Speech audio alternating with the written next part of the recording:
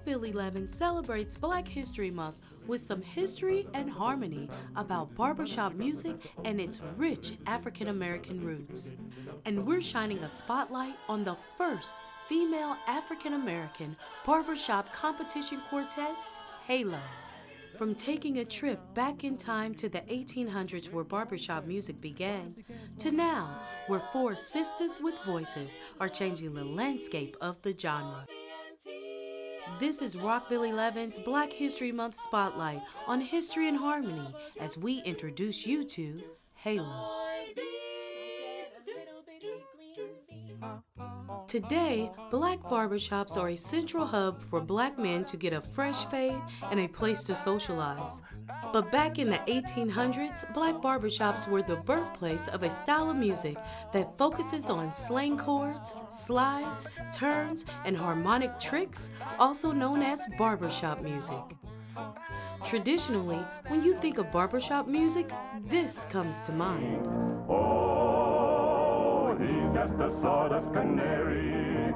He may not be good, but he's loud. According to Lynn Abbott, a jazz archivist at Tulane University and an expert on early African American popular music and gospel quartets, there is overwhelming evidence that barbershop quartetting was prevalent in African American culture in the late 1800s and early 1900s, especially in the South.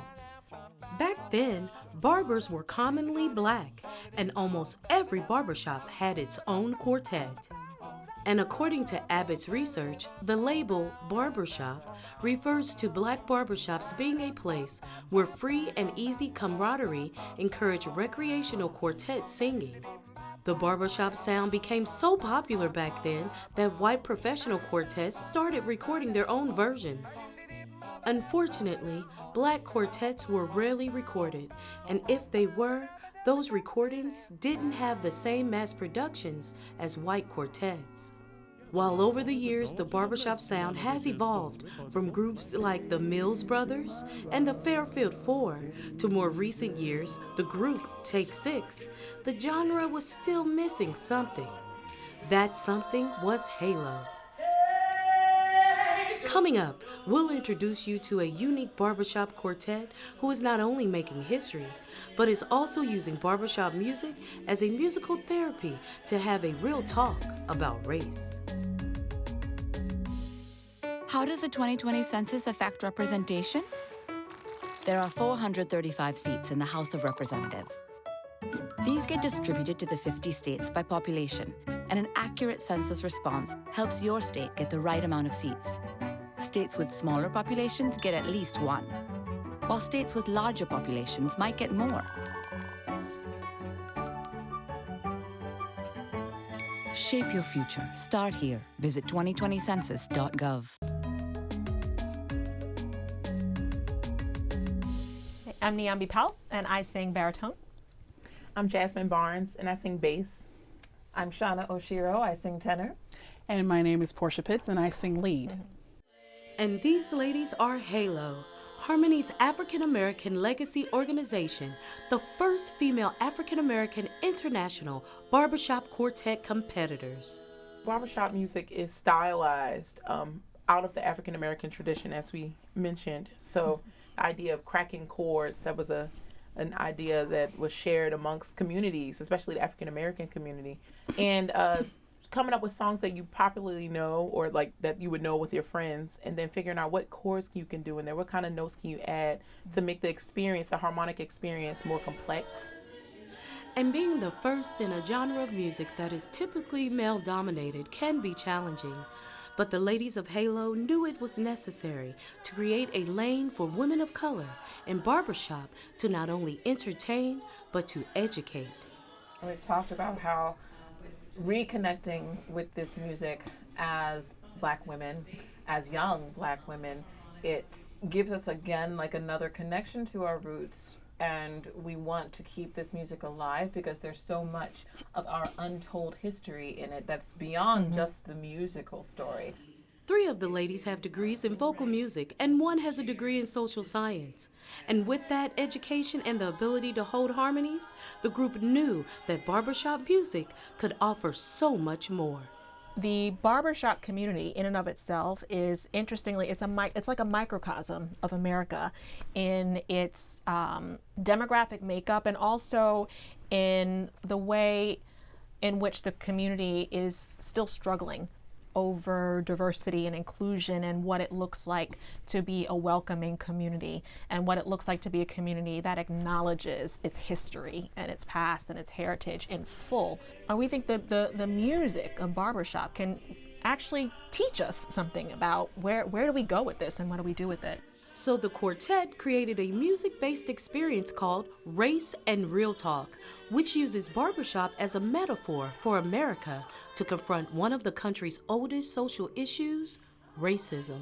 And the fact that when even talking about race at all brings up lots of tension, and a lot of times the discomfort of that tension will shut conversations down. Swing down, chariots up and let me ride. Rock me, Lord, rock me, Lord.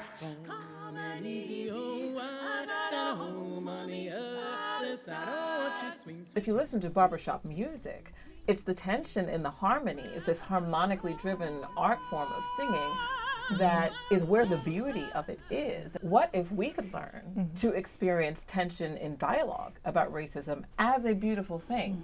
What if there's something beautiful about the fact that we actually are together, that we can be together to have the conversation in the first place?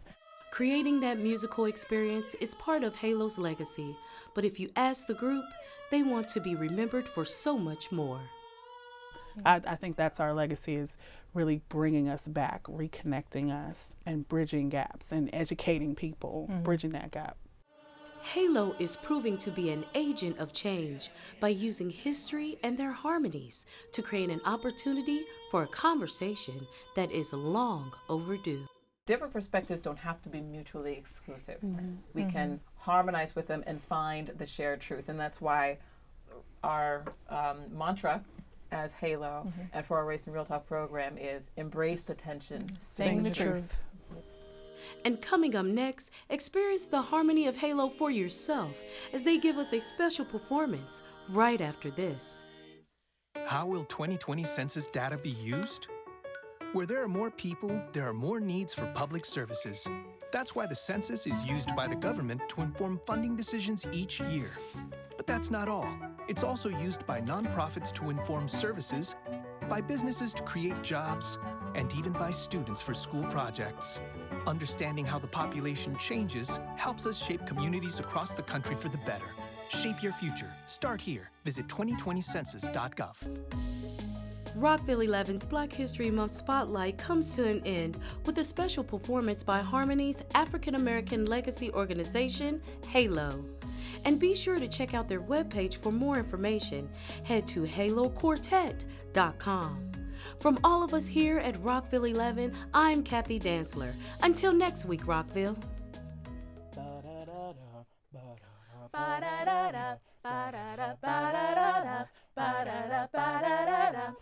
You're as sweet as a honeybee, but like a honeybee's stings, you've gone and left my heart in pain. All you left was a favorite song, the one we danced to all night long. It used to bring sweet memories of a tender love that used to be. Now it's the same old song, but with a different meaning since you've been gone. Now it's the same old song, but with a different meaning since you've been gone.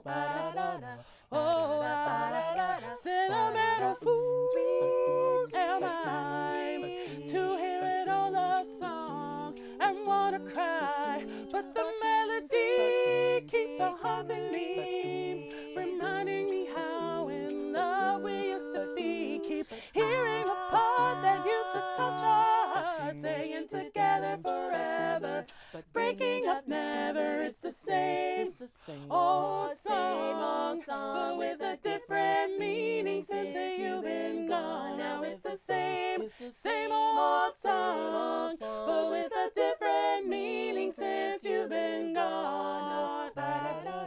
Oh,